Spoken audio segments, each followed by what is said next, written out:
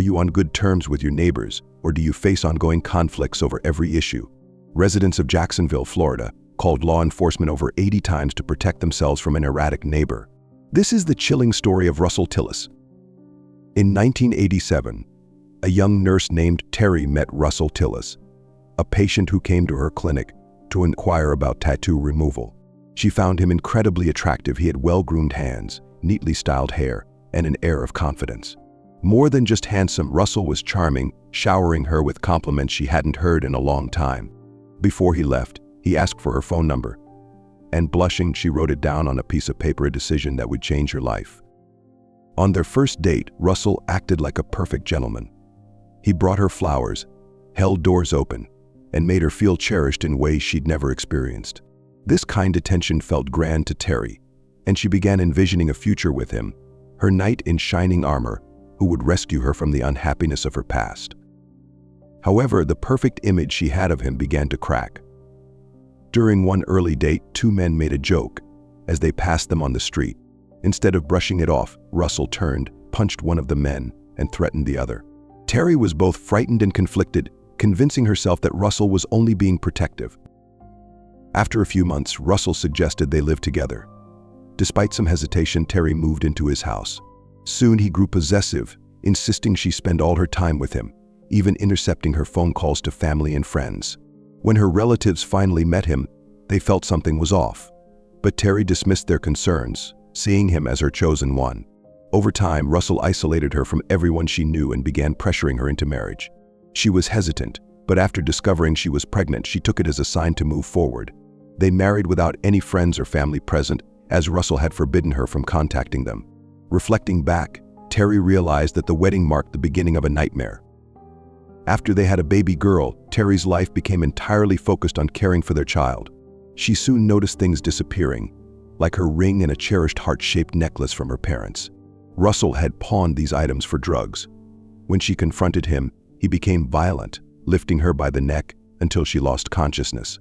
Terrified, she fled to her parents' house, but they only blamed her for not listening to their warnings about Russell.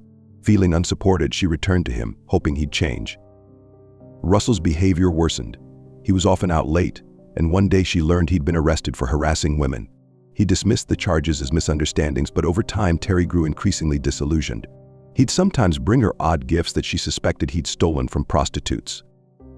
One evening, Russell forced her into a photo session with a Polaroid camera, making her pose uncomfortably. This incident deepened her resolve to leave, but practical barriers held her back.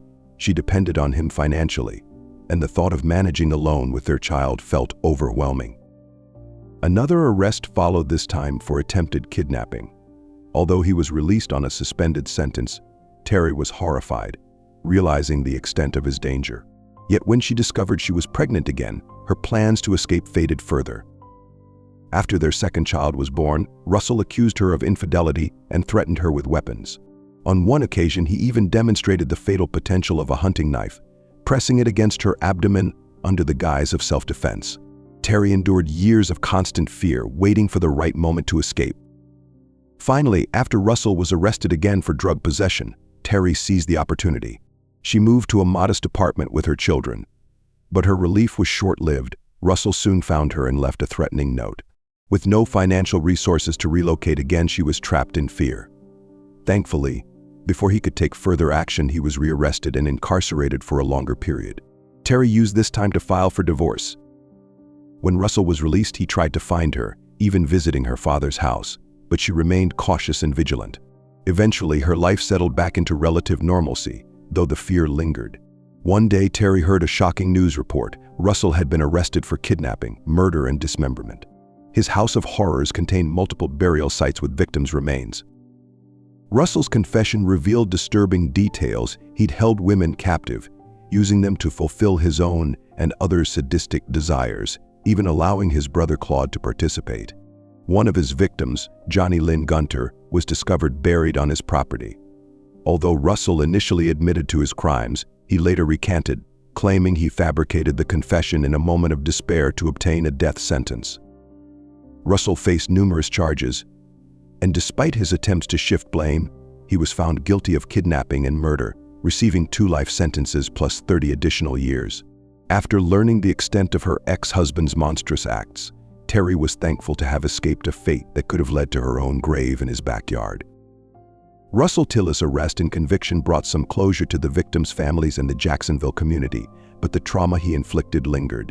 His case highlighted systemic issues in how authorities handled complaints of harassment and threats, especially when neighbors repeatedly warned about his increasingly violent and disturbing behavior. Many questioned why it took years, multiple arrests, and the discovery of human remains before any substantial action was taken to stop him. In the aftermath, Jacksonville residents pushed for changes. Advocacy groups used Tillis' case to call for reforms in the legal system, emphasizing the importance of responding to early signs of violent behavior before it escalates. Many argued that repeat offenders like Tillis should face stricter surveillance and intervention to protect their communities. The local authorities also reviewed their protocols. They implemented new training programs to help officers recognize red flags in potential cases of escalating violence and abuse. Neighbors who had once lived in fear of Tillis shared their stories publicly, hoping their voices would inspire others to speak up and demand justice when faced with similar threats. Meanwhile, Terry began to rebuild her life. She worked hard to create a stable environment for her children, who had been unknowingly exposed to the dark side of their father. Despite the trauma, she was determined to provide them with the safety and support they deserved. Over time, she became an advocate for survivors of domestic abuse, sharing her story to help others recognize the signs of control and manipulation. The case of Russell Tillis left an indelible mark on Jacksonville, but the community emerged more resilient and united. It became a lesson in vigilance, the importance of listening to one's instincts, and the need for systemic changes to prevent similar horrors from unfolding in the future. As the years passed, the case of Russell Tillis remained etched in Jacksonville's memory, becoming a focal point in discussions about domestic violence, mental health, and community safety. News outlets periodically revisited the case, especially when new information or additional testimony from those affected came to light. Documentaries and crime shows detailed the events, bringing national attention to the grim tale of a man who had hidden in plain sight while committing unspeakable acts. Terry, now a survivor advocate, spoke at events and support groups, sharing her journey from a manipulated, isolated spouse to an empowered, resilient mother. Her story resonated with many who had experienced similar struggles. She worked with local shelters, offering support to women who were trying to escape abusive situations.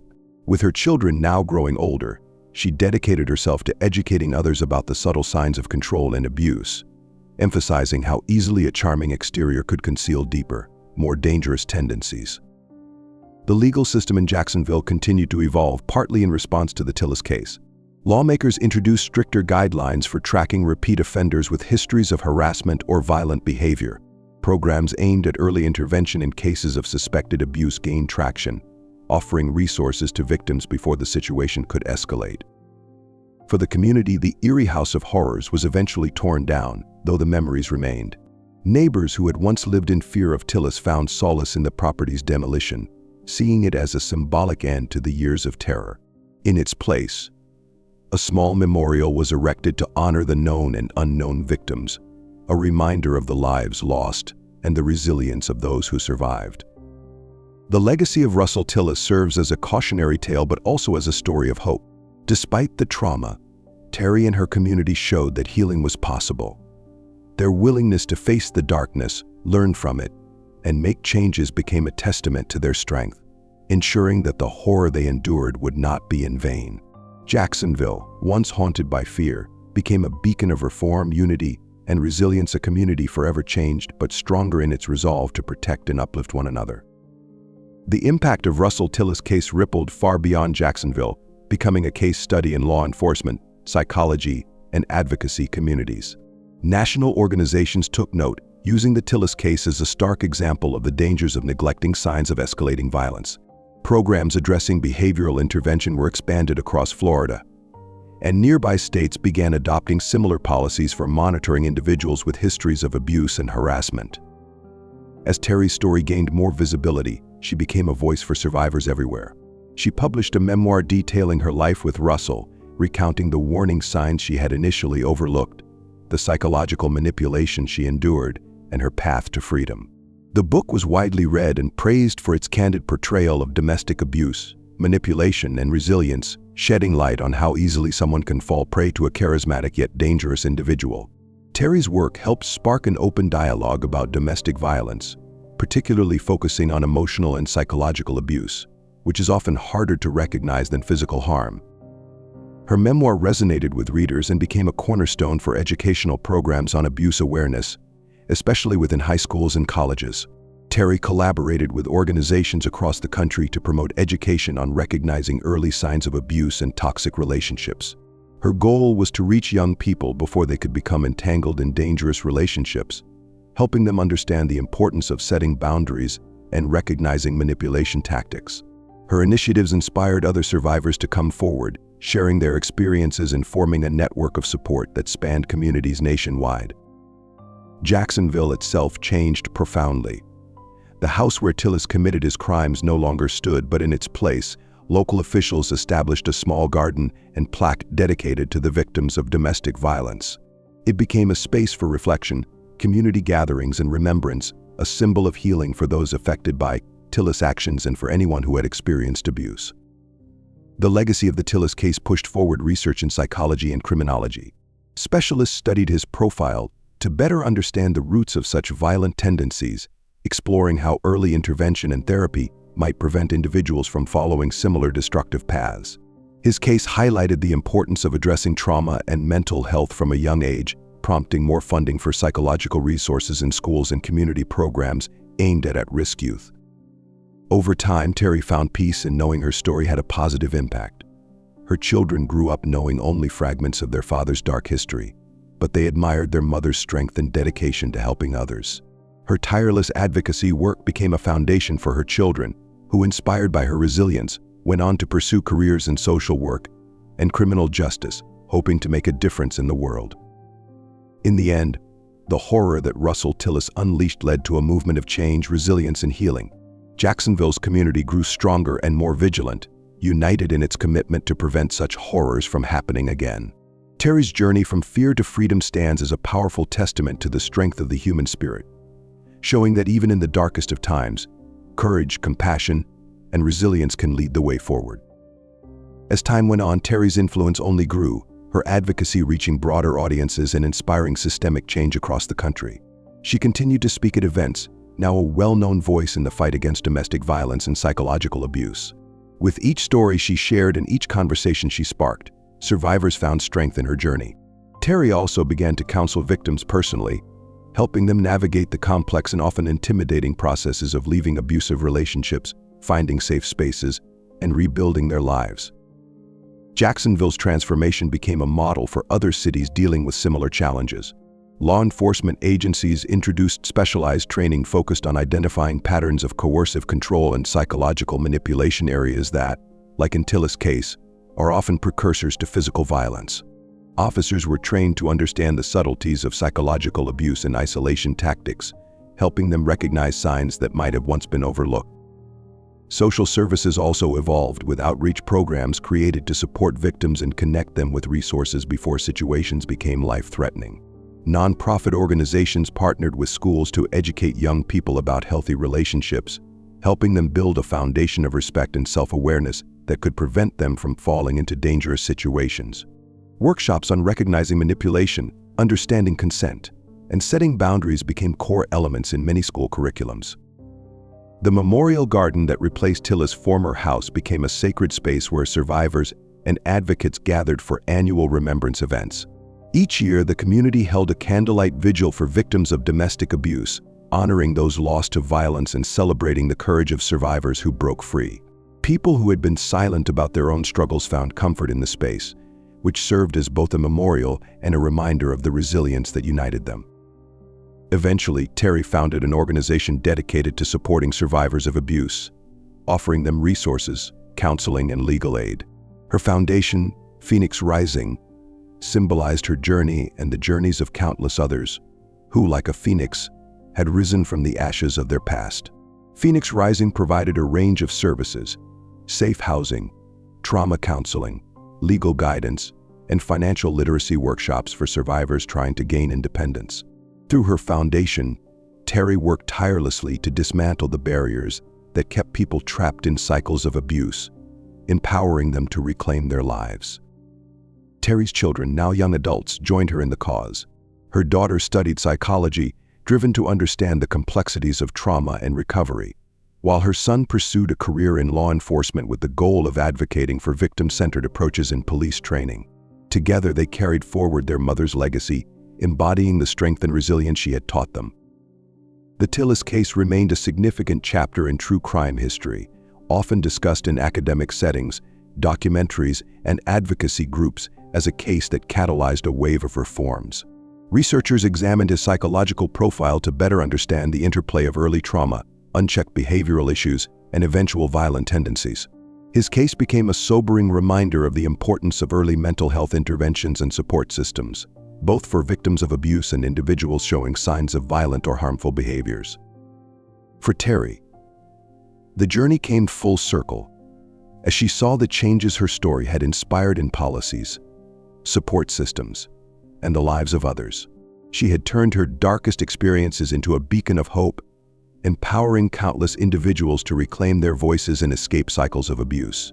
Her story, once a private horror, had become a public force for good, proving that even in the shadow of unspeakable trauma, resilience could shine through. Jacksonville, transformed by her courage, stood as a testament to the power of community healing and the unbreakable human spirit. In the end, Terry's legacy went beyond surviving. It was about thriving and paving the way for others to do the same. She had taken a tragic chapter and rewritten it as a story of strength, courage, and unyielding hope, a story that would inspire generations to come. As Terry's organization, Phoenix Rising, expanded, its impact grew nationwide. Recognizing the need for holistic support, she launched programs specifically for children who had witnessed or experienced abuse, addressing the psychological scars that often remained hidden. The Foundation's new programs offered art therapy, trauma-informed counseling, and mentorship opportunities, giving young survivors a chance to rebuild their sense of safety and trust. Terry's goal was clear: to break the cycle of abuse by equipping survivors with the tools to heal completely. Terry's memoir, which had become a bestseller, also led her to collaborate with filmmakers for a documentary on her story and the broader implications of domestic abuse. The documentary, titled Rising from the Shadows, not only focused on her personal journey but also highlighted the voices of other survivors who had found new beginnings through Phoenix Rising. Released to critical acclaim, it spurred nationwide conversations about domestic violence, coercive control, and the need for preventive measures. Schools, community centers, and advocacy groups began using the film in educational programs, reaching people from all walks of life and helping to destigmatize the experience of seeking help. As Terry continued to gain recognition, she used her platform to advocate for legislative changes. She testified before Congress, urging lawmakers to pass bills that would mandate funding for domestic violence shelters, strengthen restraining order enforcement, and expand mental health resources for survivors. Her powerful testimony underscored the need for reforms in how the justice system handled repeat offenders and protective orders, as well as the importance of mental health services for both victims and abusers. Terry's advocacy contributed to the passage of several bills that provided increased funding for domestic violence prevention programs, setting a new standard for protective measures across the country. In Jacksonville, the community felt immense pride in Terry's achievements and the change she had sparked. Phoenix Rising eventually opened a local branch there, offering job training, childcare services, and financial literacy classes to help survivors achieve lasting independence. Her foundation partnered with local businesses to create employment opportunities for survivors, fostering a supportive community network that welcomed and empowered those trying to start anew. The Memorial Garden in Jacksonville became a focal point for survivors and their families. Each year, on the anniversary of Tillis's arrest, Phoenix Rising organized a community event called Night of Hope. Survivors shared their stories and advocates spoke about progress made in the fight against domestic violence. The event, filled with candlelight, music, and messages of resilience, became an annual celebration of the strength that survivors embody and the community's dedication to supporting them. Beyond Jacksonville, Phoenix Rising inspired similar foundations across the nation. Terry's approach to survivor support became a model, with other cities adopting similar frameworks to address the multifaceted needs of abuse survivors. Her work influenced how society viewed domestic violence and psychological abuse, shifting public perception to one of empathy, understanding, and proactive intervention. Years later, Phoenix Rising developed an online platform offering virtual counseling, legal guidance, and community support, reaching those who might otherwise remain isolated. The platform created a safe, accessible space for individuals facing domestic violence to seek help, breaking down barriers of distance and stigma. Terry's children took on leadership roles within Phoenix Rising, each committed to continuing their mother's legacy. Together, they launched campaigns aimed at teaching young people about healthy relationships, boundaries, and the signs of coercive control.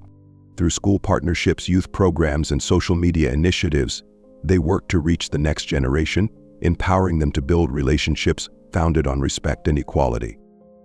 For Terry, watching her children carry forward the mission was the ultimate triumph. She had not only survived her own ordeal but had created an enduring legacy that transformed countless lives. Her journey from victim to survivor to changemaker became a beacon of hope, a reminder that even the darkest experiences could be reshaped into a force for good. In the end, Terry's story became a symbol of resilience and a testament to the impact one person could have on a community, a nation, and a generation. Her life, once marked by fear, was now defined by hope, strength, and the unwavering commitment to helping others rise from the shadows. Through her courage, determination, and compassion, she left behind a legacy that would inspire, empower, and protect generations to come. As Phoenix Rising continued to flourish, its reach became global. Inspired by Terry's model, international organizations and governments began adopting similar frameworks to combat domestic violence and psychological abuse. The foundation developed a training program for advocates and counselors worldwide, teaching them how to recognize, address, and support survivors of abuse. This program, known as Rise Together, brought in experts from diverse fields: psychology, law, social work, and education, creating a multidisciplinary approach to addressing the complex realities of abuse. Meanwhile, Terry's story continued to ripple through popular culture. A renowned filmmaker approached her with the idea of turning her memoir and the Phoenix Rising movement into a feature film. Terry initially hesitated, unsure if she wanted such a personal and painful chapter of her life portrayed on screen. But after consulting with her children and colleagues, she realized that the film could serve as a powerful tool for awareness and education. It could reach people who might otherwise never encounter her story or recognize the signs of abuse in their own lives. The film, titled Rise from the Ashes, premiered to great acclaim and quickly became a box office success. Audiences connected deeply with Terry's story, and the film sparked conversations about domestic violence and psychological abuse worldwide. Survivors came forward, feeling seen and understood, and communities organized screenings followed by discussions led by local advocates and therapists. The film's impact was profound, leading to increased funding for shelters, counseling centers, and survivor support programs globally. Following the film's success, Phoenix Rising saw an influx of donations, which allowed it to expand its services even further. Terry launched a scholarship fund for young survivors seeking education or vocational training, helping them rebuild their lives independently. The foundation also established partnerships with businesses that offered job placements to survivors, creating pathways for financial security and self-sufficiency. In the years that followed, Terry's work became interwoven with legal reforms. She co-authored a bill that sought to create a national database of individuals with multiple domestic violence convictions, making it easier for survivors to be protected under restraining orders across state lines. Known as Terry's Law, the bill received bipartisan support and was eventually passed, becoming a significant milestone in the fight against domestic abuse.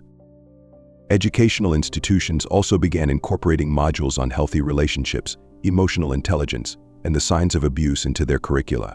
Terry's foundation partnered with universities to develop these programs, and Phoenix Rising held annual conferences, drawing students, professionals, and survivors from around the world. Each conference highlighted recent research, survivor stories, and advancements in trauma-informed care, creating a knowledge-sharing platform that continued to push the boundaries of advocacy and support. Meanwhile, the Rise from the Ashes film gained recognition in schools, workplaces, and social services as a key educational resource. Teachers used it to help students understand emotional boundaries. Therapists recommended it to clients, and employers incorporated it into training on workplace harassment and abuse prevention. The film became more than entertainment. It was a catalyst for societal change, a story that opened people's eyes to the hidden forms of abuse and the importance of intervention. On the 10th anniversary of the founding of Phoenix Rising, Terry's family and supporters organized a special gala to honor her legacy and the lives she had touched. Leaders from various sectors, social work, law enforcement, government, and the arts gathered to celebrate the achievements of Phoenix Rising and to honor Terry for her relentless dedication. During the event, Terry gave a heartfelt speech, reflecting on the journey from victim to survivor to advocate and finally to changemaker. She spoke of the strength it took to face her past and how every survivor she had met had inspired her to keep pushing forward. In closing, Terry announced her retirement from active leadership, passing the torch to her children, who would continue the work with the same passion and resilience she had poured into it. She left the stage to a standing ovation, her heart full as she looked out at a room filled with people whose lives had been transformed by her courage. In her retirement, Terry quietly devoted herself to writing, traveling, and spending time with her grandchildren. Her legacy continued to thrive through the work of Phoenix Rising, which her children expanded into new territories and initiatives, always focused on the mission of hope, healing, and empowerment. Terry's story, immortalized in her memoir, film, and foundation, became a symbol of hope, resilience, and the enduring power of one person's determination to transform pain into purpose. Her legacy serves as a reminder that even the darkest experiences can ignite movements, change lives, and light the way forward for countless others. Through her life, Terry proved that healing is possible, justice is worth fighting for, and ultimately love and compassion have the power to break even the most